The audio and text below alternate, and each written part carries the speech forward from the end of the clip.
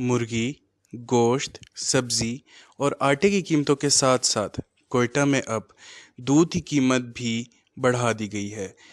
راتوں رات دودھ کی قیمت میں 25 روپے فی کلو تک اضافہ کر دیا گیا ہے۔ وہی دودھ جو پہلے 125 روپے کلو ملا کرتا تھا، اب دکانداروں کی ملی بھگت سے یکدم 150 روپے کلو پر جا پہنچا ہے۔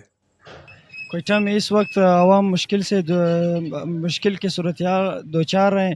بالکل جس طرح گورنمنٹ نے اپنا نرخنامہ جاری کیا ہوا تھا کہ 135 روپے کا آپ نے دہی کا اور جو دودھ کا کلو بتایا تھا، تو اس وجہ سے تو دکاندار لوگ عوام کو پریشان کر رہے ہیں، اپنا منہ بولا رقم مانگ رہے ہیں۔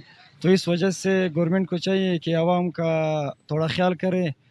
آل Quetta milk shops and milk suppliers welfare association کے نائب صدر کا کہنا ہے کہ ہم سے مشاورت کے بغیر یہ رخنامہ جاری کیا گیا ہے۔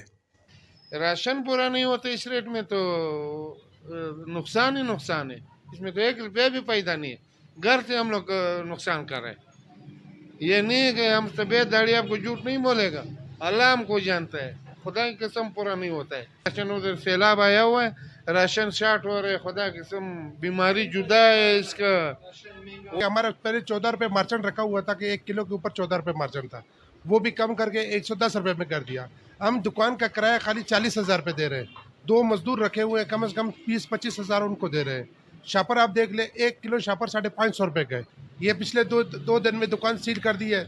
میرا کم از کم 15-18 من دودھ پڑا ہوا تھا فریج میں، وہ سارا دودھ خراب ہو گیا۔ تو جرمانہ بھی ہو گیا، وہ آج 4 دن پہلے جرمانہ کر دیا۔ جرمانے میں بندے کو اٹھا کر لے گئے تھانے میں گئے تو 4,000 روپے تھانے والوں نے لیا۔